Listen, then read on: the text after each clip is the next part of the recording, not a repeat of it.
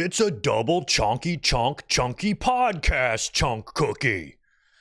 Those guys, I can't take it, y'all. What's up? How you doing? It's Wednesday, and I'm here at night for a podcast.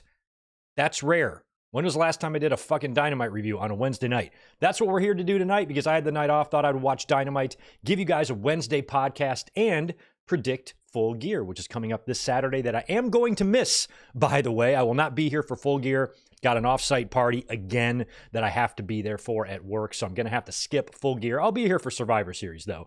But Full Gear, I'm going to have to miss it. But I did want to give you guys some predictions, and I will be able to see the show late Saturday night. So maybe on Sunday, I'll drop a mic drop on the channel prior to our classic watch-along on Sunday night and give you some thoughts on the Full Gear card. Because for all of AEW's problems right now, for their cold product, some of their issues, this is a very sexy looking card for Full Gear. I'm liking it a lot. So it's one of the things that I've been maintaining about AEW through their problems and through their issues is they are still delivering, for the most part, quality wrestling on television and especially on pay-per-view, which usually don't miss. And I think Full Gear is looking pretty good. I will say that. Tonight's Dynamite, not a bad show. I think they went all out to try to build the Full Gear card as best as possible. I like the Swerve Strickland Lashley stuff. I'll tell you what, Lashley versus Cheeseburger was not on my 2024 bingo card. I don't think my lifetime bingo card. So that was a fun surprise. And the angle at the end, it was okay with, Moxley and crew just eliminating Orange Cassidy. But I struggled to make sense of it because prior to that, Cassidy saying, I want to go out there and do this on my own. That's something I would expect for him to say at Full Gear. Not tonight, a night where he should protect himself going into his championship match. Instead, he chose to voluntarily take an ass kicking. And I don't know if that's going to be the best strategy for him. But overall, I didn't hate tonight's show. Thought it was pretty good. The matches were fine. I liked some of the angles and the backstage interviews and stuff. I don't really have a grade in my head for it, for the show tonight. So let me know what you would grade tonight's show. As I'm just, bear with me here, as I'm just realizing that in my notes, I did not finish all of my underlining that I like to do to separate some of my stuff out. So I'm just going to kind of do that for a second. But overall, I did not think tonight's show was bad by any means in terms of go-home shows for pay-per-views. You guys can let me know in the chat what you thought of it. If you want to grade it 1 through 10, A, B, C, or D, let me know there as I just finishing my underlay. I usually try to prepare my notes, and for some reason I just forgot to do a very major part of this. Just some note separation here. There we go. I'm almost done. 2 more matches left. 1 more down here. Right on. All right. We are about ready to rock on tonight's show. Hope you guys are having a great Wednesday. Thank you for being here. I got all my work done today. I had to work this afternoon. So I thought to myself, I am off.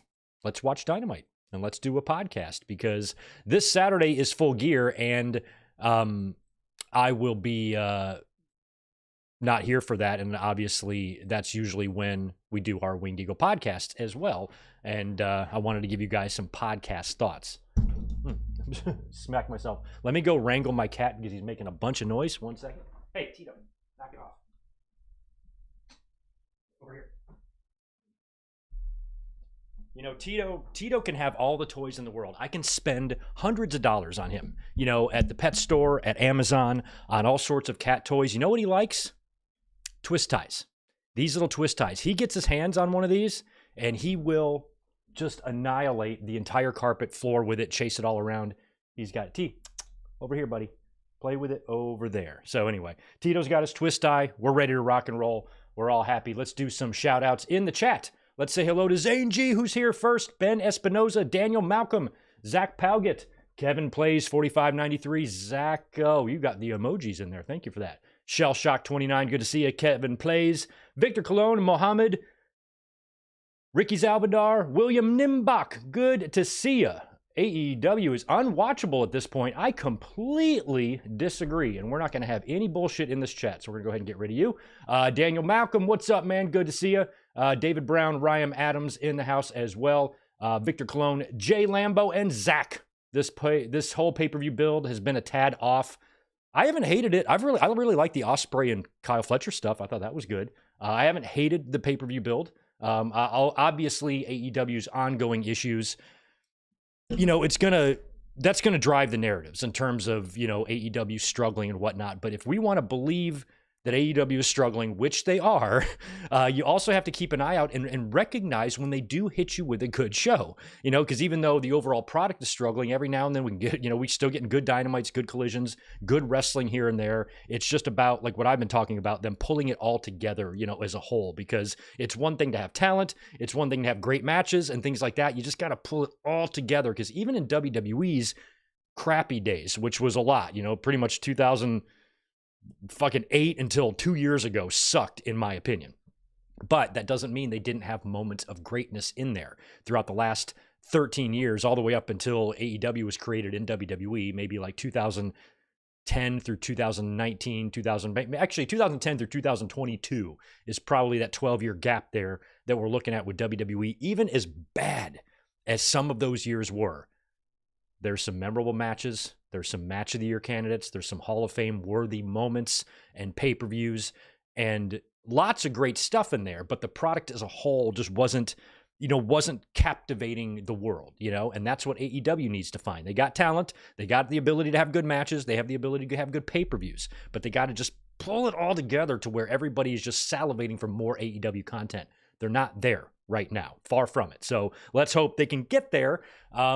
But I don't think it's going to be an overnight thing, because having great pay-per-views is something that AEW isn't struggling at. So if they have a kick-ass pay-per-view on Saturday, Full Gear, great, awesome. It's what we've come to expect from them. But then you got to turn right around and have Dynamite on Wednesday. They could, just put you right back into a slump. So AEW's just got to pull it all together. And hopefully they will. They got a few years here until their next TV deal, and they really need to get their act together to make sure they maintain their ratings. Regardless of what you think about the ratings, they are still number 1, number 2, number 3 on cable every single night they're on TV. So even though the haters want to act like the sky is falling, in reality, that's not the case. But that doesn't mean that AEW does not have problems. They have plenty of them, but it's a pay-per-view week, and they tend to do a good job in their pay-per-view weeks. Tonight's Dynamite was fine. Full Gear is going to be great. It's just a matter how they carry this through and what the Death Riders storyline is going to result in. If it's just going to be an angle to put the belt on Darby, okay, but that's going to be kind of a letdown. Even though I think it would be great to see Darby Allin win the World Championship, the way this whole thing started with Moxley and some of the cryptic things he was saying in his promos made it feel big, made it feel like there is a Shane McMahon behind the curtain pulling the strings. And so far, we haven't gotten any big reveal like that. And if we don't, I'm probably going to look at it as a letdown. Yes, because the way they were building it up, hyping it up, they still are. Moxley still is saying some cryptic-ish things, making it, appear as if, saying things like, I have no choice. Somebody is kind of pulling the strings. You have no idea what's really going on, that type of stuff. So if he keeps saying that and there is no payoff, even though I like the Death Riders as a whole, I think they're a great looking faction. I love Marina Shafir. I love the abuse, I guess you would call it, of Wheeler Yuta, of them really they're gonna drive him to rebel against them, I feel like. And if I was AEW, I'd try to make Wheeler Yuta like my Sami Zayn, like Sami in the Bloodline, Wheeler, kind of the similar type of deal. I don't know if that will work, but I'd at least try it to get Wheeler over in the same way that Sami found himself over in WWE, if you can try, but it's worth a shot. So I need more in the end, in the payoff, because part of me wishes we could just fast forward to Mox and Darby. And even though Darby got squashed tonight, got beat pretty badly by Claudio, I still feel like the end game is Darby beating Mox for the title. So Mox isn't going to drop it to Cassidy here. He's probably going to survive World's End unless that's where the Darby match is and, build for Darby. But I feel like it's going to have to be World's End if Darby still plans on climbing Mount Everest and Tony Khan wants to put the belt on him and also wants him to climb Mount Everest as champion. Do you want to give your champion a month and a half off so he can climb Mount Everest? And then if he dies up there, your world champion has passed away and he gets to be immortalized. He gets to die a champion. I would do that for Darby. I would sit Darby down if I was Tony Khan. I'd say, you know what, Darby? I'm going to put the belt on you before you climb Everest. So that way you can die a winner, maybe.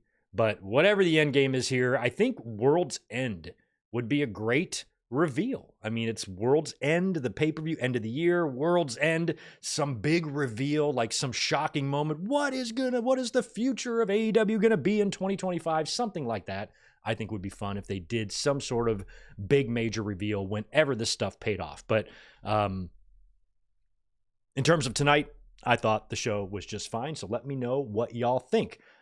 Chris Ludek, appreciate you being here, man. Appreciate the $5 from you. I like Ospreay's promos. He makes good points and delivers them well. And the November Rain promo video was an excellent way to help build the show. I love Ospreay's promos. He just makes me want to listen to him. I'm just giddy when he speaks. He's great. Love his energy. Love his vibe. Love everything about Ospreay on the mic. Would like to see more of Ospreay on the mic if possible. But every time he speaks, I listen. And the November Rain is great.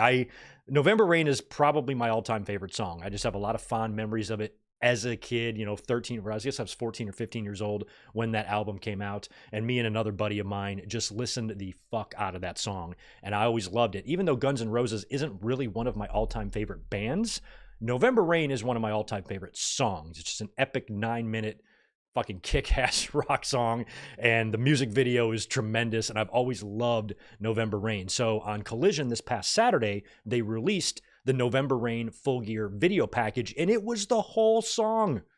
The whole epic song from start to finish. The whole damn thing. And that was pretty cool. I'm like, man, a 9-minute video package? That's wild. But it was great. They didn't replay it tonight. They replayed a portion of it tonight on Dynamite, but on Collision, they released the entire music video. You can catch it on YouTube. It's great. It's great. And it's set to November Rain, which just is badass. I loved it. So I think that's an excellent song to pick for Full Gear, and kind of random that he did that, but I think it's awesome that he ponied up for November Rain. Oh, Juliet, Salamonster apparently thinks tonight was the worst go-home show of all time. Well, holy shit, I guess I wasn't paying that much attention. I mean, I was making notes and doing other things, but interesting. I don't even know what to make of that. I try not to purposely make myself mad when I'm watching wrestling. Obviously, tonight's show was not like the greatest Dynamite of all time or anything, but like in terms of what they gave me compared to how the pay-per-view card looks, it's what I've come to expect from AEW, to be honest. I think their show, the show that they delivered to me tonight, feels in line with a lot of their shows lately, so I guess that's not why I'm shitting on it, because it feels about the same. But I also tend to be a lot easier on the shows. I'm like that with WWE too. People can shit on a whole entire pay-per-view, and I'm like, I thought it was pretty good. So don't listen to me when it comes to that stuff. AEW, oh shit. AEW is struggling right now. I remember, what show was it? I guess it's been a few. I can definitely remember in AEW several times where I felt like they've delivered a stinker of a go-home show. This show did not give me that feeling. So maybe I'm watching a different show than some other people. But we're going to get into it here. We're going to talk about some wrestling news first. We got some things to touch on. Then we will run through the Dynamite results tonight. And then at the end, we will predict Full Gear, which, if you include that stupid 0-hour match, we are looking at a grand total of 9 matches for Full Gear. We'll predict every single one of them, and a couple of the matches I wasn't sure about my prediction until I saw what happened tonight on Dynamite. I wanted to see like what happened between Mercedes and Stat and Swerve and Lashley. And now that we saw all that, I think I know where all of my predictions are going to fall. So we'll be doing that in just a little bit. But first, we want to talk about some wrestling news. But before we do that, quick little announcement for this Sunday. I've already posted the link for this Sunday's classic pay-per-view watch-along, Survivor Series 1988. The second one. Thought about doing the first one. The second one, the card is a little bit more fun for Survivor Series 88 than it was for 87. And there's some really interesting things that go on that show that I've talked about in the past before. So we are going to watch Survivor Series 1988 this coming Sunday, and hopefully earlier on in the day before we watch that, I'll be able to post some comments on the Full Gear pay-per-view for Sunday. So keep that in mind for the weekend. In terms of the wrestling news we need to get into, let's talk about Toni Storm. So Toni Storm made some waves today by retiring from pro wrestling. Toni Storm, when speaking to James Dater of SB Nation, she says, and I quote, "I'm not used to being a loser. I can't do her accent. I'm not used to being a loser. I failed at everything. I lost in AEW. I lost in Japan. I lost in Mexico. This is the last you'll hear from me again. Enjoy Mariah May as your champion. You can all enjoy that. AEW is just fine without me. Everything is going well for AEW. They don't need Toni Storm. Chin down, tits in. Don't bother watching for the shoe. That's in character. She's not retiring. She might be going back to old school Toni Storm. I mean, I loved Timeless Toni Storm. Loved the character. She is so good in that role. But you kind of have like maybe like a ceiling in a gimmick like that, I feel like. And it might be easier for her to be a little more normal. So if this is part of her returning as old school, backwards cap, thing under her eye, Toni Storm, that's great, but I'm hoping there is a way that we can keep Timeless Toni Storm going, because there is no way she's going to put her tits in and chin down and be done with Mariah May. That can't be. I am actually thinking, or I was thinking prior to tonight's episode, or today I should say, that at Full Gear, that might be a good opportunity for Toni Storm to come back, because Mariah May is not booked for the show, but they are doing like a, help me out in the chat here, help confirm this for me. Her and Mina Shirakawa are going to do some sort of champagne thing at Full Gear. Is that right? Like I saw them talking about that in the November Rain video package. That's how I know. And Mariah May and Mina did have an interview tonight, but I didn't even write down what they said. So I'm hoping that if the two of them have some sort of an in-ring segment at Full Gear, that is where we see the return of Toni Storm. At least that's what I thought a couple of days ago. I guess it was during, Saturday after Collision. I thought to myself, I'm like, Mariah May's not booked. That's kind of fucked up that she's not on the show, but Mercedes is. But then if there is going to be a segment involving Mariah May, that's where you bring back Toni Storm. And then today, Toni Storm does an interview in character where she says she's retiring. So I guess, maybe she's going to be off TV a little longer, or we really will see her on Saturday. Yes, champagne celebration, or celebration with champagne. But what are they celebrating? Because Mariah May won the championship in August. So why? Like, it's too obvious. Maybe that's why Toni Storm made these comments today, because over the weekend, when I learned, because I think on the podcast, I was complaining about that. I'm like, why the fuck is Mariah May not booked for the show, but Mercedes is? Like, Mariah May is a white hot star right now, AEW champion, and they did not do very good with the follow through after she beat Toni Storm. So the fact that she feels like the number 2 women's wrestler behind Mercedes, I think is criminal, fucked up, no way. And so if she is going to be on the show in the champagne celebration, you got to have Toni Storm come out, because what are they going to do otherwise? I mean, is Harley Cameron going to come out and we're just going to shake our tits? I mean, that's fine with me. I'm sure it's fine with all the males in the chat right now and some of the females as well. But that's just titty shaking. Like, what's the point? It's pay-per-view. People are paying $50 for this. So I think that if you're going to go through with a champagne celebration, you got to have Toni Storm come out. So obviously Toni Storm is completely full of shit here.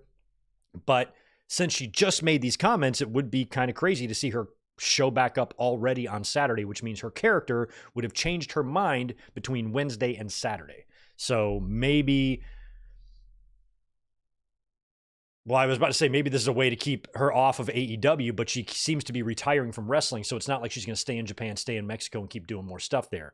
So maybe she's just using this as a cover so she can attack Mariah May, because I feel like Mariah May, Toni Storm would be a great World's End match, and I feel like that's got to be set up here on Saturday at Full Gear. So Toni Storm, we love you, but you're full of shit. Full of shit. Speaking of the company that she works for, here's some good news. AEW is going to begin running some smaller venues. They have released a slew of dates for their 2025 winter tour, or I guess winter tour, 2024, 2025. And there are some interesting venues listed. Get a load of this. We've got Ring of Honor Final Battle and AEW Collision at the Hammerstein Ballroom on December 20th and December 21st. And then we have a special AEW Dynamite taping on December 22nd. So they're going to run 3 shows in Hammerstein, Ring of Honor Final Battle, and a Collision and Dynamite taping. That's going to look really cool. It's going to be such a cool visual, the aesthetics of that. Love it. So that's coming to the Hammerstein Ballroom in December. Fight for the Fallen is going to be in Asheville, North Carolina, another small venue up in the mountains there, in the Smokies, in Carolina. Asheville is a great town. They were decimated by that hurricane, and a lot of the proceeds for the show is going to go and be donated to hurricane relief. So all of our friends in Asheville get a Fight for the Fallen Dynamite episode. I did not catch the date on that. I think it's February. And then also, there is a Dynamite and Collision taping in Oceanside, right up the road from me. 20-minute drive. Just a little bit further than downtown San Diego would be where a lot of the shows, wrestling shows are at. So February 26th, there will be a Dynamite and Collision taping in Oceanside. I will be there for that. I'm going to go to that show for sure.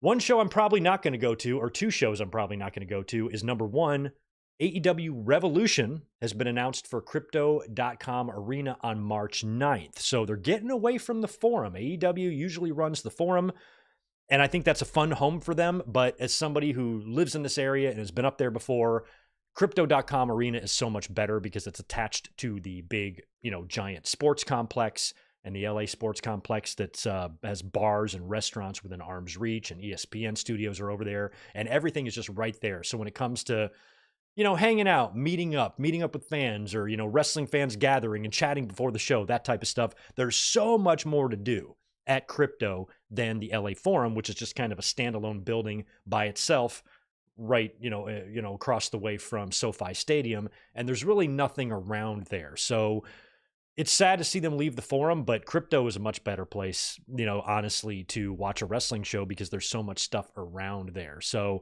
that's going to be at the Crypto.com Arena, formerly Staples Center, on March 9th. And WWE has confirmed that the first Raw on Netflix, I think January 6th is the date on that, is going to be in the brand new Intuit Dome in LA, which is the new home of the LA Clippers. And that's also probably a show I'm not going to attend. Planned to go to WrestleMania this year. A lot going on, holidays coming up, and I want to kind of be here to watch the first Raw on Netflix, to be honest. So I don't think I'm going to be making the trip up to LA for that, and I'm not going to go to Revolution at Crypto.com Arena. But I will hit up the Dynamite and Collision taping here in Oceanside on February 26th, and then hopefully I'll see a bunch of you guys at WrestleMania this year in Las Vegas.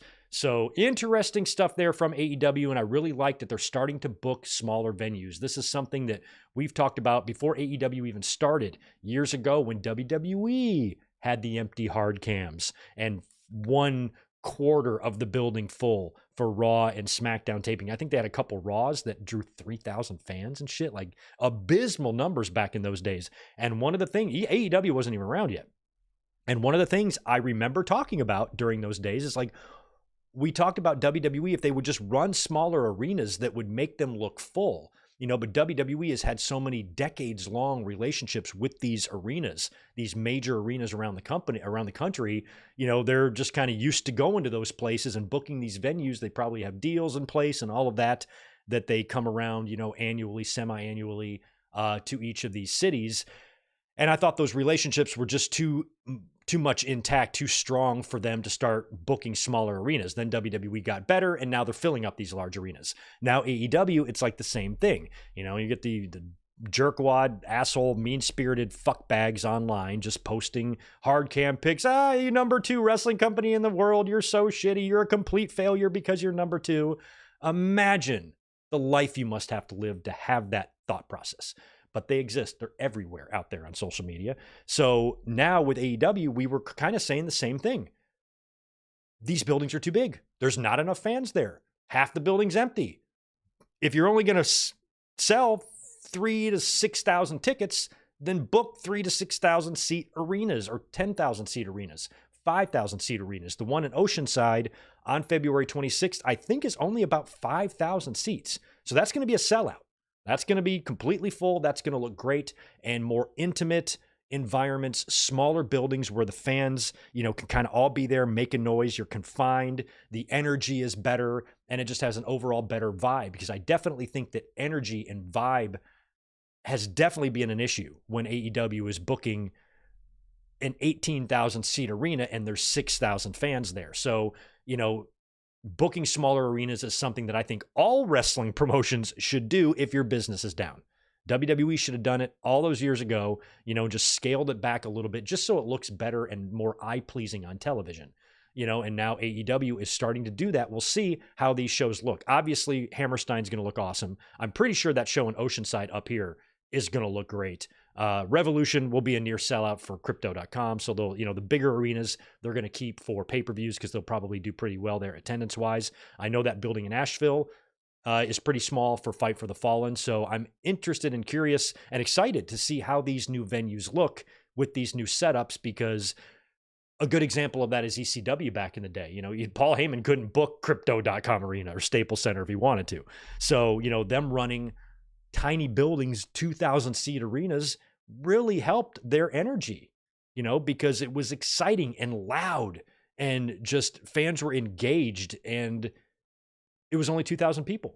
But when you're all just, packed into one room, it's just much more fun. It's just like going into a, underground fucking rock show, just like where they just let 500 people in and that's it. And you just rock out. So anyway, AEW running smaller venues in their winter tour, throughout their winter tour, I think is a big plus and a good decision that they've made there, because there's no sense in booking arenas that you're only going to fill a fourth of it.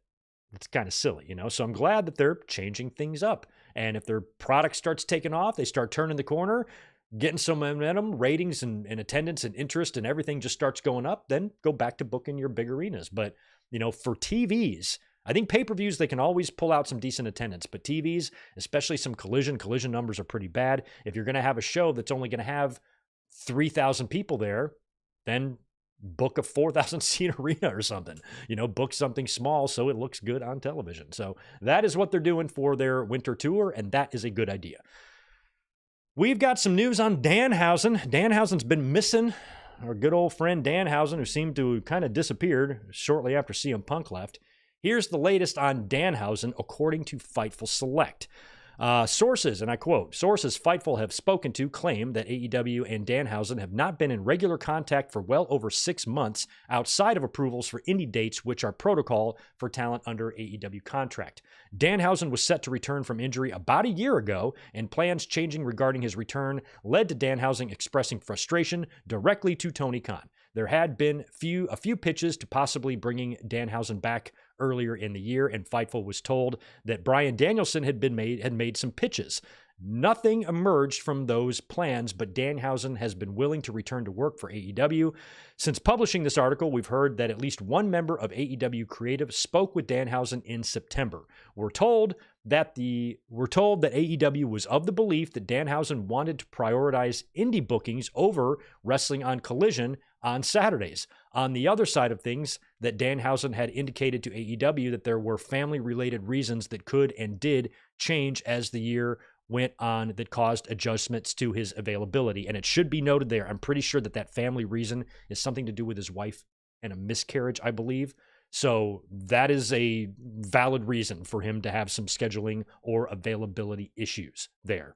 And that wasn't really noted in the report. AEW had seen him doing indies before that period and believed he didn't want to work on Collision. And Fightful learned that Danhausen's AEW contract runs into the summer of 2025, and there are no creative plans for him right now. So he sounds like he's in the Miro boat, or anybody else, Ricky Starks, Miro, who's just sitting his shit out. Now, in terms of what went wrong here, I feel like Punk was a big fan of his, and I think Punk leaving definitely hurt him. But, Danielson, was advocating for him, and he's somebody that you want on TV because he's over. He gets a pop every time he's been out. His merch sales are comparable to the top stars in the company, and he was doing a lot of that when he wasn't on TV. He's a unique, goofy fucking character, and wrestling fans, the snarky ones, that's not real wrestling. He doesn't belong in wrestling. Yes, he does. Yes, he does. You're a fool. You're a fucking fool. Everything that takes place in wrestling is pro wrestling. You can have crazy shit. We've seen crazy shit before. We've seen it in WWE over the years. Goofy gimmicks, crazy gimmicks, boogeymen, clowns, dead men, whatever. Danhausen is not any weirder or stranger, neither is Orange Cassidy with his hands in his pockets, than anything we've ever seen in wrestling before. To smugly say that that's not wrestling is to purposely not know what wrestling is about. It is a stupid person's idea of a smart thing to say. Danhausen is not Eddie Guerrero, Kurt Angle. He's not meant to be. Just like R-Truth isn't meant to be those guys either. He's fun, he's comedic relief, and he's very entertaining, and fans have always liked him. He gets a reaction, he sells merch. There is no downside to Danhausen being on TV at all. As a matter of fact, last time we saw him in the ring, he started wrestling a little bit more. He wasn't just a fucking goof. He started actually doing wrestling moves and shit like that. The dude can work. He actually can work, but his work rate isn't the focal point of his gimmick or his character. It's just his goofiness is, and his Danhausen-ness is. So it would be nice if Danhausen got back on TV, but I kind of feel like it's over. You know, the Danhausen craze is just over in AEW. Like a lot of things in AEW, and like a lot of talent that comes into AEW, things just didn't work out. Why? We kind of learned a little bit of it here, but you know, you look at it from a boss's point of view. A lot of people say, oh, Tony Khan's not a good leader. He's got to put his big boy pants on. Well, like, let's try to do some assuming here. If this report is correct, that means Danhausen pitched a fit and expressed frustration directly to Tony Khan. Some bosses don't like to hear people complain. Man, he just came up to me and bitched about everything. I don't want to fucking use him. And again, I wasn't aware that talent had a choice whether or not they could work on Collision. You know, in the report here, it says that Danhausen wanted to prioritize indie bookings over wrestling on Collision. But if you're under contract, like, I don't know what's in these contracts. If you're under contract to AEW and you're being paid as one of their talents and they need you at Collision, you have the option to not do it. You know, like I would just think if Tony Khan wanted Danhausen on Collision, he'd be like, hey, you're booked for Collision on Saturday. I emailed your ticket. See you there. You know, you have to be there. So I didn't know that you could say, I don't want to work Collision. I'd rather work indie dates. You know, and I know Tony Khan and AEW does allow their talent to work indie dates, but I still feel like if they allow that, the company would still come first. Yes, we'll allow you to work indie dates when we're not using you. Sure, make some extra money on the side, but you can't make that extra side money instead of working for us. You know, like you're double dipping essentially. If we're paying you a downside guarantee, you know, and you're working the indie dates on dates that we want to use you, you know, you're getting an indie payday when you should be here working for us. So yeah, it's weird. It's weird. So there's probably a little bit of fault on both sides, but I think a lot of Danhausen stuff was harmed after CM Punk left, you know, Danhausen's future and stuff in the company. So once Punk was gone and Pepsi Phil was gone, you know, I think that hurt Danhausen. And he's also been pretty vocal about being pro Punk, you know, so you know what Punk did to the locker room too. You know, the whole Punk situation there did divide the locker room somewhat. You had people who did not blame Punk at all. You had people who wanted Punk out of the company, wanted nothing to do with him, you know, and there were sides being taken, and we saw those sides being taken on social media. People who were anti-Punk were not shy about saying that on social media, and same with those who were pro-Punk. And we know that Danhausen was very pro-Punk. Maybe Danhausen feels like if he just sits out until 2025, he'll get an NXT gig, you know, and maybe that's what's happening here. I don't know, but all the best to Danhausen. Really nice person, you know, and always heard nothing but good things about him. He's well liked and he's a goof, but that's his whole gimmick, you know, doing the Pee Wee Herman dance on the bars, you know, and wrestling in bars and restaurants and shit, and being fucking crazy. Got him a contract, got himself over. He got himself over, you know, sold a shit ton of merchandise with a weird ass gimmick that can't even really be explained. He made it work. He got it over. Fans reacted to him when they saw him, and they bought his merchandise. So why you wouldn't want to use a guy like that, have him on TV just to sell more merch? If they would put Danhausen on TV, he'd be the top merch seller, at least in AEW, you know, maybe probably top 5 in the biz. Yeah, he would. You don't know. Fans buy t-shirts for the weirdest thing. Buying a t-shirt doesn't mean that's the best wrestler in the world. It just means that's people's t-shirts who were buying, like, how many of those Job Squad t-shirts they sold back in the day in WWE? So missed opportunity for, revenue, for merch, for money in Danhausen's pocket, for money in the company's pocket. And it sounds like there were scheduling issues, creative frustrations, preference over indie dates, and maybe management just kind of getting sick of them. It's not worth our time. It's not worth the trouble. It's probably a mixture of all those things that, kind of did in Danhausen there. But if they bring him back between now and the summer, I'd probably be surprised. If there's no creative plans for him and you can kind of feel and see the writing on the wall and he's going to be leaving, then, cut your losses. Anyway, also, I should mention that first ever Raw on Netflix in the Intuit Dome. I mentioned that earlier. And Linda McMahon, who Trump has named as his pick for education secretary, Linda McMahon, who has the same college degree as John Cena, is going to be Trump's pick for education secretary. And her attorney recently told the Washington Post that she and Vince McMahon are separated. Damn. I wonder what went wrong there. Did you guys know about that? Did you know Vince and Linda were separated? I wonder why. I thought they were so in love. Vince and Linda just together forever. They've been married for, 50 years. And I'm just so surprised. I wonder what went sideways in the relationship. How did they stay married all this time and they're just now getting separated? I wonder if Vince did something. I don't know. You guys heard of any bad behavior Vince might have been up to or something? I don't know why they would get separated. That's very sad. Very sad news. Condolences to the McMahon family for the ripping and shredding of your family unit. It's heartbreaking to hear that, man. Thoughts and prayers go out to Linda McMahon. Anyway, let's get into Dynamite, shall we? Tonight's Dynamite, some are calling it the worst go-home show in company history. I think when I was watching the show, playing with my cat, having a snack, making notes, I'm not focused in on whether or not it's good or bad. I'm just watching it. So I didn't think the show was horrible, but I'm also viewing it and comparing it to what I've seen from AEW recently, and none of their shows have been really setting the world on fire. So I kind of thought tonight's Dynamite was just basically in line with what they've been doing, to be honest. So I think that's why I'm not looking at it as a bad show, because it was just a Dynamite, It opened up with the all-star 8-man tag. We had Will Ospreay, Powerhouse Hobbs, Ricochet, and Mark Davis taking on Takeshita, Brian Cage, Lance Archer, and Kyle Fletcher, the Don Callis family. Powerhouse Hobbs early in the match gets his knee taken out with the steel steps, and he leaves. He winds up returning later to get a hot tag and kick some ass in there, which he just looks amazing. His physical transformation, obviously Powerhouse Hobbs has always been big, always been muscular, but look at when he came in. Just find a render of a photo of 2020 Powerhouse and put it next to 2024. Holy shit. This guy has just gotten himself in unbelievable shape, and I'm a big Hobbs fan. So it was good to see him shine a little bit in this. In the end, it was Konosuke Takeshita and Mark Davis isolated in the ring. Takeshita nailed Davis with a knee strike for the win and got the win for his team. And I think that was the right call there, having the heels win there, because you can protect Hobbs and Ricochet and Ospreay. Davis took the L.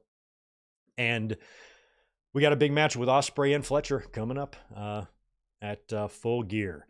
We had Bobby Lashley and MVP and Shelton Benjamin showing up in the parking lot area in like an SUV, and they are immediately attacked by Swerve Strickland, who comes flying in with a chain wrapped around his fist, takes Lashley out, and then runs off.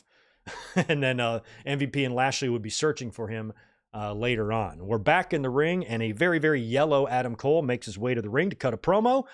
And he gets about 2 lines out, and that's when Kyle O'Reilly shows up. Now, Kyle O'Reilly had recently refused to shake Adam Cole's hand. Last week, we kind of had all of the Undisputed members in the ring briefly, but Kyle O'Reilly walked off. And O'Reilly, basically says a lot of good things about Adam Cole. He says a lot of people in the back are willing to go to war for him because he is a good leader. But they're basically just kind of teasing the reunion of Undisputed Era, which I would love to see that, but it sounds like it's going to take a little while to get there because O'Reilly is part of the conglomeration, and plus he is somewhat conflicted with with Adam Cole, but he's going to come around, and I guess we're probably going to get some sort of a reunion, and I'm hoping that they can bring in Bobby Fish and reunite the whole thing and just see if it's possible at this point, all these years later, to resurrect some of that magic of the Undisputed Era. It's been a lot of years now.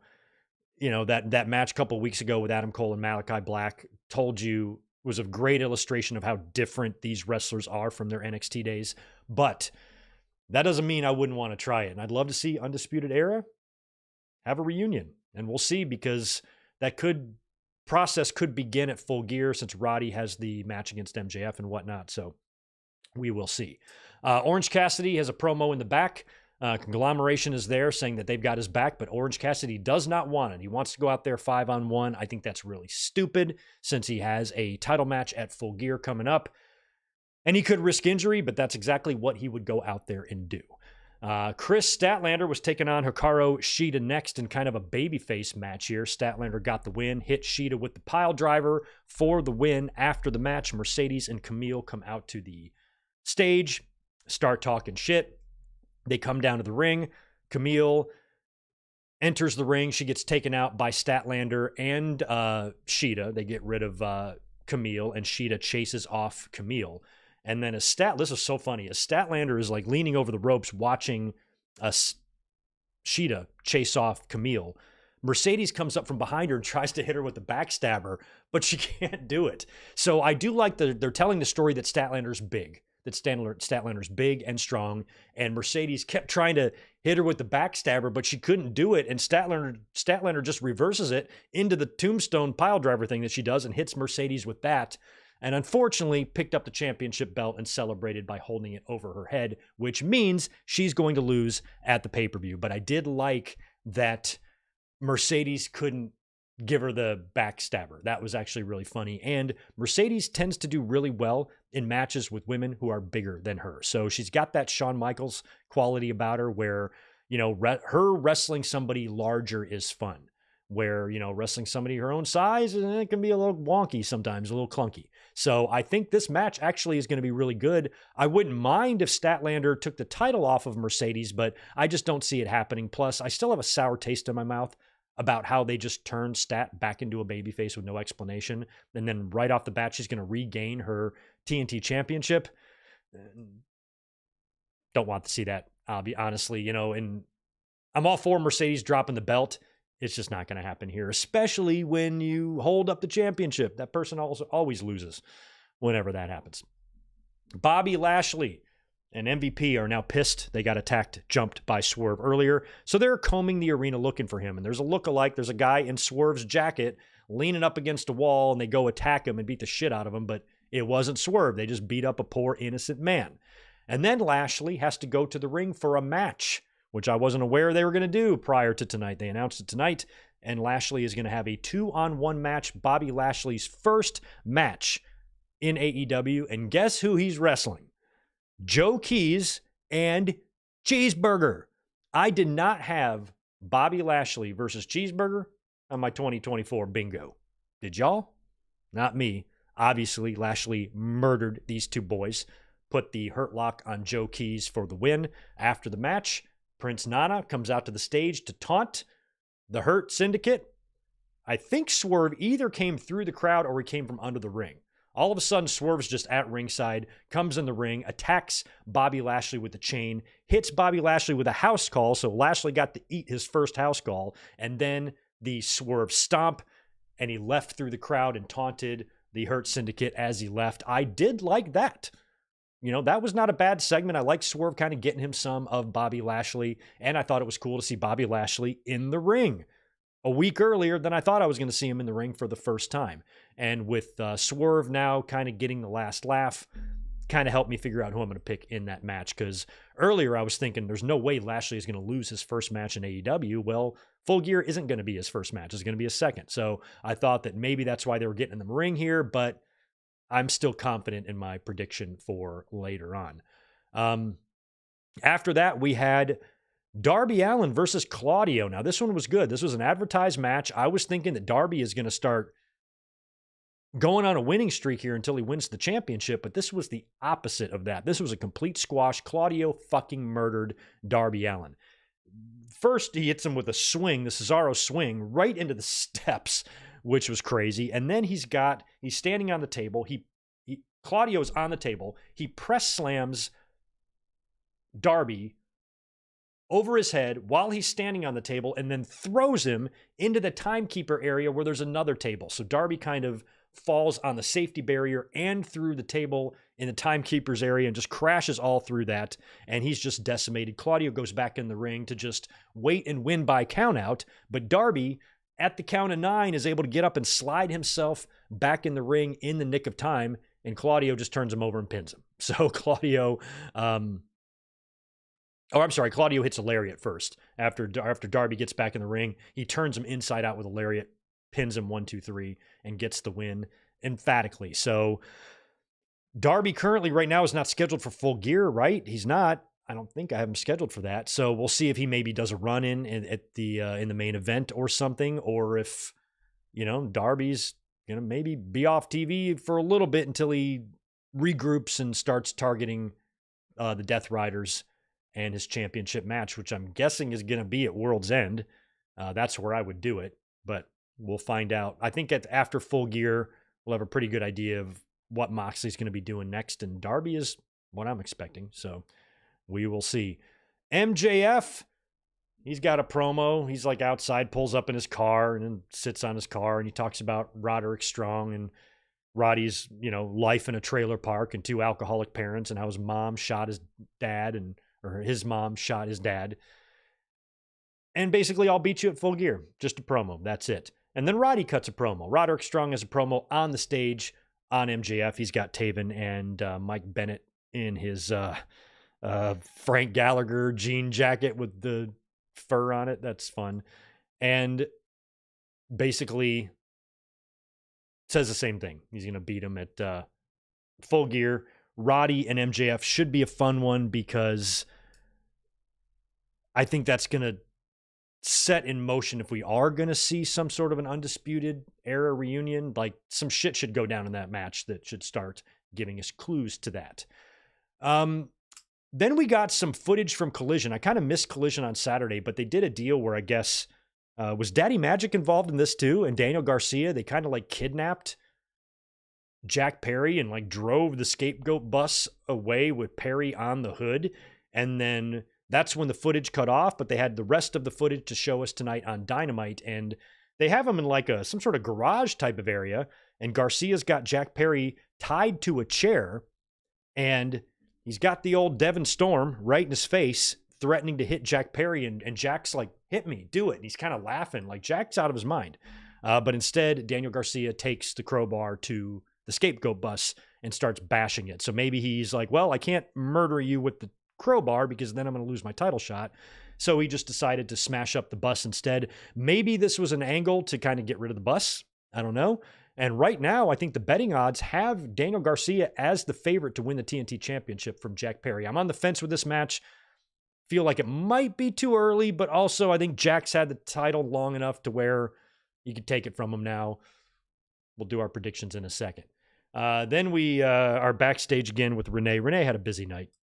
She's back there with Chris Jericho, whose face looks like the way a fart smells. And he's got to sign his Ring of Honor title match contract to face Tomohiro Ishii, who is also sitting there.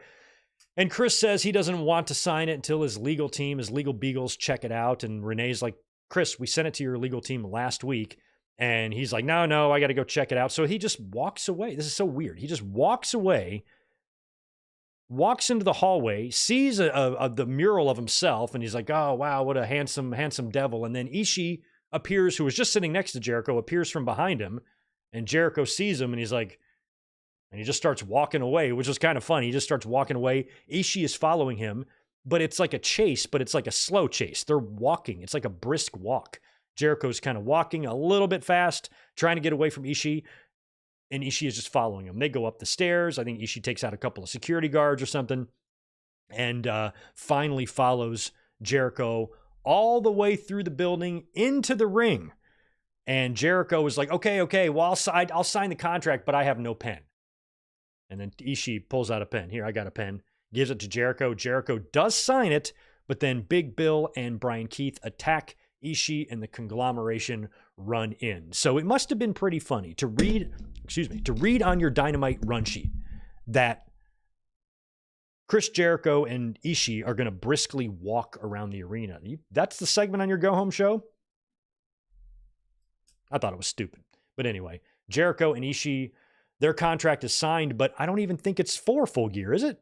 Is it next week or something? I think it's next week on Dynamite is when that match is happening, not at Full Gear. So they could have just done this shit on Collision, but they did it here.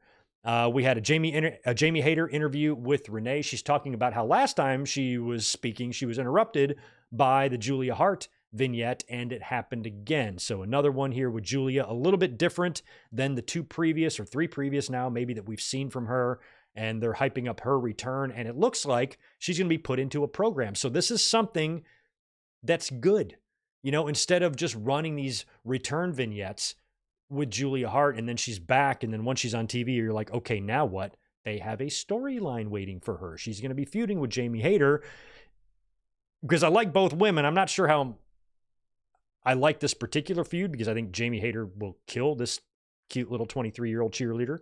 But Julia Hart's also been very impressive, and she's done great work. So maybe these two can make magic together. We will see. But I do like the fact that even though I'm not sure how the two are going to translate like in the ring and a program together, I'm happy that they have something in place creatively for Julia upon coming back. Because a lot of times in this company, it feels like they don't have any plans and they just bring people back and they're like, well, now what? So at least if she's coming back and she has things to do, you got a chance for things to get over. That's good. And in the main event, it was Orange Cassidy taking on Wheeler Yuta.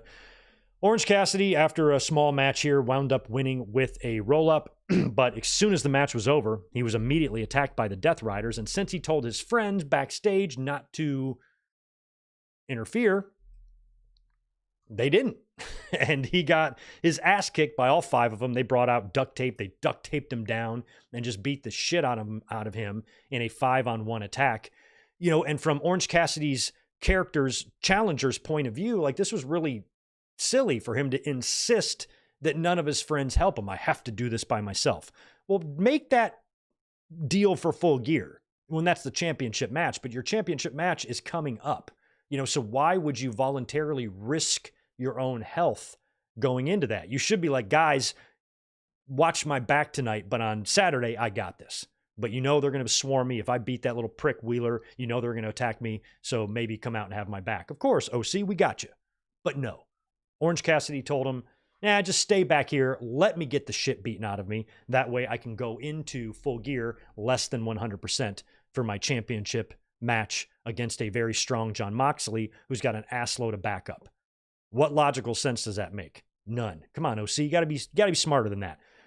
But after he was beaten up and Death Riders leave, then the friends show up, the conglomeration show up to rescue Orange Cassidy. They cut the duct tape off of him, and he mocks Moxley as they're leaving by putting his hands in his pockets. Basically a big F you to Moxley. I'll see you on Saturday for Full Gear. So, not the greatest go-home show in the world, but it wasn't a go-home show that really bothered me. I wasn't in a irritated mood today. So, Dynamite, when I watch Dynamite in the context of what Dynamites have been. I'm not watching Dynamite pretending that last week's Dynamite was a 2019 show. I know that Dynamite has kind of been shit in the bed a little bit, and they haven't really been setting the world on fire. But in terms of what we've seen from Dynamite lately, this actually felt pretty typical. Didn't feel any worse than anything that we've kind of seen from them lately, if you know what I mean. So I guess I was overall fine with it, but we've definitely seen better go-home shows from AEW. All right, so now we are on to Full Gear predictions. Yeah. Oh my God, what a low audience. Can you guys do me a favor and hit that thumbs up button for me? I mean, I knew we wouldn't have a huge audience tonight, but that's about as low as it gets. So if you guys can nail that thumbsy for me, I would appreciate it. Let's bust out the predictions, and I'm going to get out of here.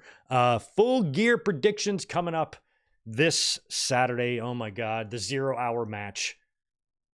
what is he? Is he AJ the Boom? I don't even know what these fucking guys, these Costco asses, the chonky cookie crunch or whatever. Like, ugh, hate it. So I don't give a shit. AJ Boom Boy or whatever. He's taking on QT Marshall in the 0 hour. Probably the Costco guy's going to win, right? Probably. QT Marshall with his tan and his white ass teeth and his fucking muscular bod. He ain't winning. I'm going with the Chonko Crunch guy or whatever. So he's going to win that. We have the 4-way tag team championship match. Private Party defending against House of Black, the Outrunners, and the Acclaimed. Private Party just won the belts. Are you going to take the belts off of them here in a 4-way? No. Private Party retains. Hangman Page versus Jay White. By the way, leaves are plants. Y'all know that, right? Y'all know that leaves are plants, right? Good. Got to go Hangman. Jay White beat him clean, right? At the last one? Going to go Hangman Page. Although I feel like it's not a guarantee, but it's got to be Hangman, right? I'm picking Hangman Page. Mercedes Moné defending her TBS championship against Chris Statlander. I talked about this match earlier.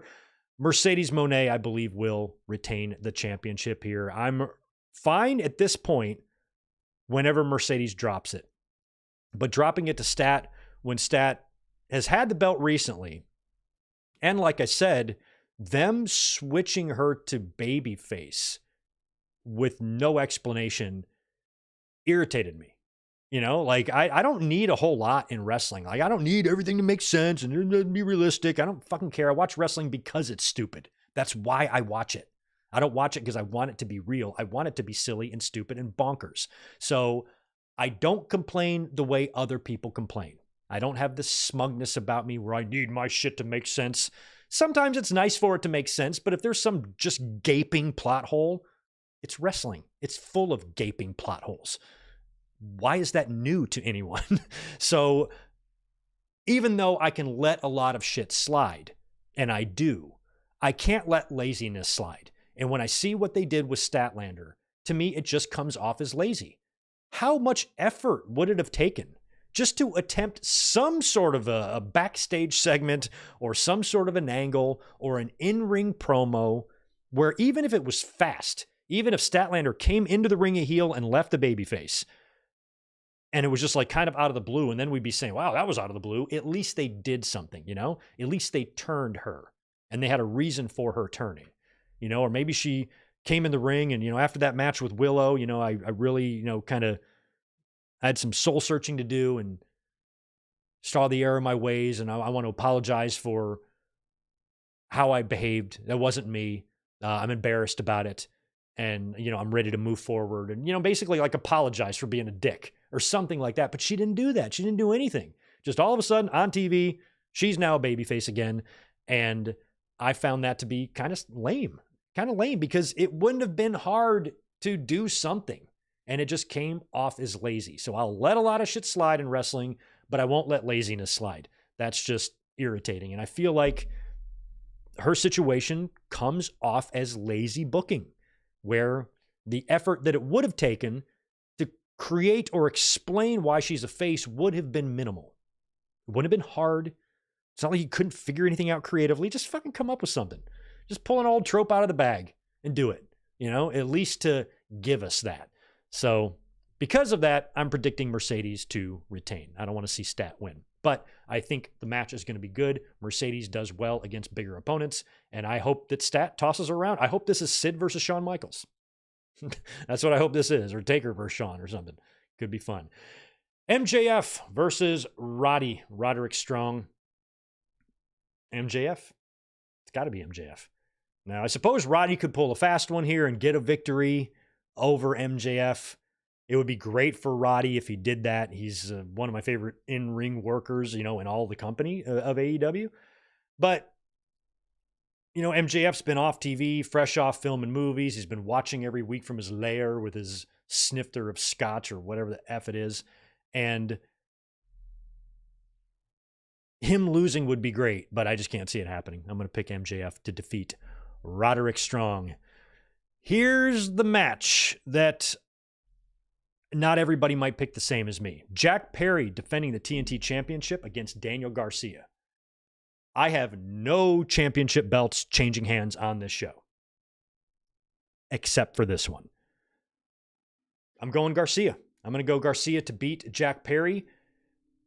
I'm not confident because the way Garcia kidnapped and tied up Jack Perry, it feels like the end game here will be Garcia winning the TNT Championship, but it might not be here. It might be World's End. And I think that's a very big possibility that I'm purposely predicting this one wrong. And they're waiting until World's End to put the belt on Garcia.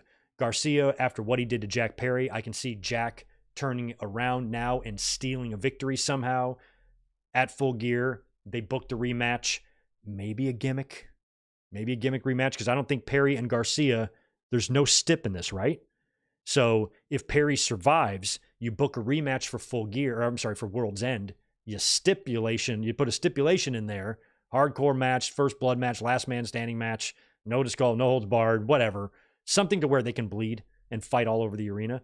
That might be what you do. But I'm still going to predict Garcia. Otherwise, you're going to have an entire pay-per-view here with no title changes. Private Party isn't going to lose. Mercedes not going to lose. Moxley's not going to lose. So no championship belt change at all. On the whole Full Gear card, it's not against the rules. AEW's done pay-per-views before with no title changes. It's perfectly fine to do that.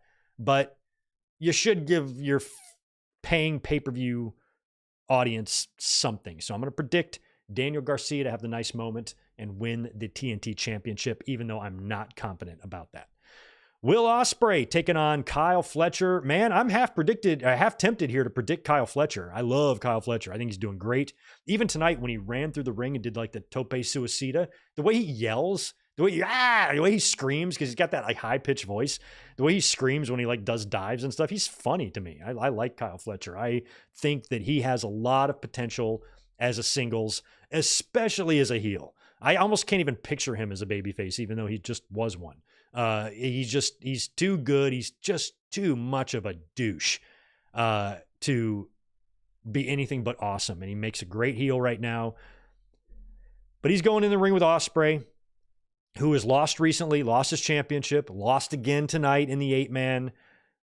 Can't see him dropping this one here to Fletcher. He's going to beat Kyle Fletcher, but we could get a return match. That's why I think Kyle Fletcher could steal one here, and then Ospreay wins the blow-off. That's possible, definitely possible. But in the end, I'm still going to pick Will Ospreay to defeat Kyle Fletcher. Bobby Lashley taking on Swerve Strickland. Prior to tonight's show, I was struggling a little bit with who was going to win. Obviously, I wouldn't pick Lashley to lose his first match. And Swerve, usually does really well when he loses, coming out of losses and stuff.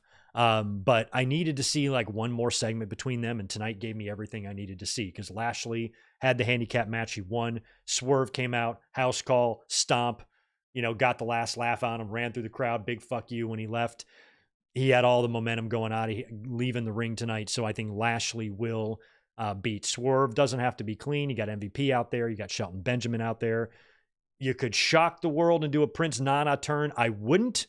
I would keep Swerve and Nana together. Maybe somebody else like a Max Caster or whoever else that MVP has handed a business card to lately. I would love him. I would love MVP to find an Owen. Has he given the business card to a white boy yet? I think that would be funny. Just get yourself an Owen. Get yourself an Owen in the nation. You get that white. It's a white chocolate chip in the chocolate cookie. You got to have that. And I think if somebody joined the Hurt Syndicate, is not Shelton, Cedric, he's still under WWE contract, right? So there's nobody that's previously in the Hurt business that could come in, but you could add a Caster, especially if they lose in that 4-way and he gets pissed and storms out on Bowens. I know they've teased some stuff with the Private Party too. I'm trying to think who else MVP has given the business card to. He didn't hit up Hobbs, right? Hobbs just got back. Oh my God, could you imagine Hobbs and Lashley? Jesus Christ. We might get that. But in terms of Full Gear, I think Lashley is going to get the win over Swerve, and he probably will have some help. And if they added a new member, maybe a currently existing AEW talent.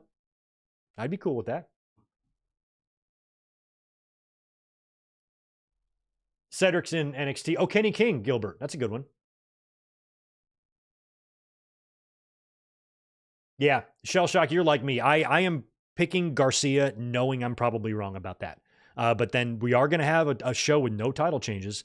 And if they were to save that for World's End, what if they're booking Mox and Darby at World's End? What if the plan is for Darby to win the title at World's End? I don't know if I would want Garcia winning the title there. That Darby winning the title would overshadow Garcia winning the TNT. So if those are the two plans, I'm not saying they are, but like hypothetically, if Tony Khan's like, we're belting Darby at World's End, then I'm probably going to put the TNT on Garcia at this pay-per-view just to balance it out is the way I would do it. But I could be way off about Darby. He got his ass kicked tonight. So him winning the title in a month's time would be strange based on what's been happening to him lately. And plus the Moxley angle feels like that Mox and Darby match should be further in the future. Maybe they do Mox and Darby at World's End and Mox wins. And then you get the Shane McMahon reveal. And then Darby gets a return match and wins it in April or May. But that's Everest time. So I don't know. I don't know what they're going to do. But Lashley's going to beat Swerve, I feel like, at the pay-per-view. And that leaves us with the main event, Orange Cassidy versus Jon Moxley. Now, Jon Moxley and Orange Cassidy worked last year at Full Gear, right? My memory is usually bad with pay-per-views, but I think I remember that. It was the international title, and Cassidy won.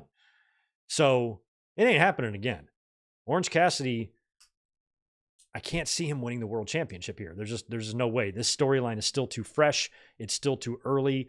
Orange Cassidy is simply Mox's first challenger in this current run that he's in until he probably drops the belt to Darby Allin, whenever that is going to be. But in terms of Saturday, Moxley, I believe, will beat Orange Cassidy. And he could have lots of help. Conglomeration guys could be out there. It could be overbooked as hell. Or it could be kind of straightforward. Claudio and Darby tonight was very straightforward. And maybe after last year with Moxley losing to Orange Cassidy, if they want to assert, Moxley's dominance here, give him a dominant win over Orange Cassidy. Just beat the piss out of him and pin him right there in the middle in 5 minutes. Be a good way to make a statement, and good way to put, Moxley over is, very, very dominant. This is a guy that's beaten him before that he just wiped the fucking mat with. So maybe they do that. But it's probably going to be a little bit more competitive. It's pay-per-view, and you want this match to be good and fun and probably a little bit of blood spilled. But in the end, it's going to be Jon Moxley retaining his AEW championship, beating Orange Cassidy at Full Gear. Just to recap, I got Big Boom Chocolate Chucky Chunk Chunk beating QT Marshall. I've got the Private Party retaining in the 4-way tag title match. Hangman Page over Jay White. Mercedes Moné retaining her TBS championship over Chris Statlander. MJF defeating Roderick Strong. Daniel Garcia, even though I'm not confident, Daniel Garcia beating Jack Perry for the TNT title. I think that could be saved for World's End, but I'm still going to pick it here. Will Ospreay defeating Kyle Fletcher, Bobby Lashley over Swerve Strickland, and Jon Moxley retaining his AEW championship in the main event over Orange Cassidy. There you go. So right on. I'm glad we did a Wednesday night podcast for 30 of us. It was fun to hang out with y'all. Off Leather Wings, thanks for the $1.99. The Death Riders is a very low energy gimmick. Low energy, well, kind of. I think that's kind of the point. They got that slow music, they kind of saunter out to the ring to. And right now, the Death Riders, like I said earlier, if the Death Riders continue going the way they're going and we don't get any sort of a big reveal, and this entire gimmick is just Moxley deciding he wants to put the belt in a briefcase now and just wear a white t-shirt, then that's kind of disappointing. Everything that they've been saying, especially in the beginning, Moxley, so many hints. You got no idea what's going on. Excalibur and the announcers are hinting at the fact that it's out of Moxley's hands. His behavior, what has to be done. He's doing the bidding of someone. They keep alluding to that a little bit here and there. So if there isn't going to be a big reveal, then it's probably going to be a letdown because the angle itself isn't bad. I love Marina Shafir. I like Yuta. I like Claudio. I like Mox. But aside from those early promos that Mox cut, my feeling of, ooh, this is big, isn't there anymore. So they need to bring that back. And maybe they've been waiting. Maybe they'll wait until World's End. Maybe they've had this idea in play. Maybe that picture of Shane McMahon and Tony Khan, they've known since then what they're going to do, and they're just waiting to get to that. Or, Shane's completely off the radar by this point, and whatever reveal or whatever the true motivations of this faction is, if they are ever going to be revealed, is going to be something completely different. We don't know. Zane G is here with $10. Thanks, dude.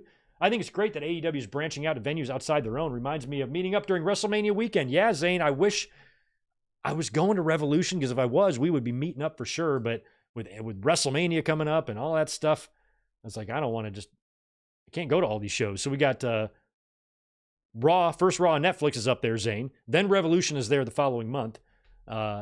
And we have a Dynamite. Or no, Revolution is there. And then we got Dynamite down in my neck of the woods.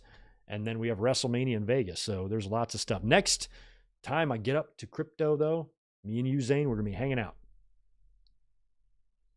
Shane Sip has sailed, hasn't it? I mean, I think so. I mean, it's not, I don't know if it's necessarily sailed, but we haven't been talking about it, because when we all thought Shane might show up at, it was Wrestle Dream, I guess, right? And he didn't. That just means he didn't show up there. But the night before the pay-per-view, we were like, oh, Shane could still be coming in, so that could still be the plan. I mean, think about it. Hypothetically, let's just say the storyline is that Shane McMahon is the one pulling the strings for the Death Riders. You wouldn't reveal that yet, because you want to build to it, and keep teasing and hinting at things, which is what they've been doing. And then Mox, we have not seen the AEW Championship since Bryan Danielson wore it to the ring in Washington. After that match was over, the belt was immediately snatched, thrown in a briefcase, the lid closed, and we have not seen it. So what does that mean? Why would Moxley just put the belt in a briefcase? Just to be funny and edgy and different, or keep us guessing? I don't know. It doesn't seem like there's a reason for him to do that unless he was delivering it to somebody. So I am not giving up on Shane McMahon. I'm not, but there's a lot of uncertainty with the McMahon family right now, and some legal troubles that may wind up going away because of very powerful friends. We don't know. Maybe that changed Shane McMahon's life plans. We don't even know yet, but I would love to see Shane show up. AEW needs Shane McMahon, Max. I don't know if they need him, but I'd like to see him there. I'm with you on that. Rodrigo, Athena and Shane Taylor to join MVP's faction. Athena for sure. I like Shane Taylor, but I don't need him in the Hurt Syndicate. But I would love Athena. I would love a woman in there for sure. And Athena would be great. She'd be great.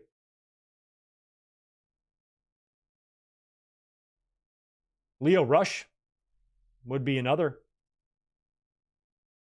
Because Leo Rush, they briefly stuck him with Lashley, right? In WWE? Randomly? So they have history. I'd be into that.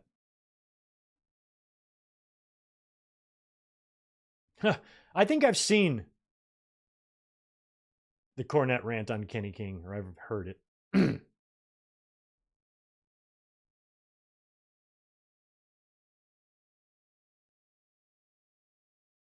Okay. Oh, yeah. Thank you for that. Cedric's in NXT. I knew that.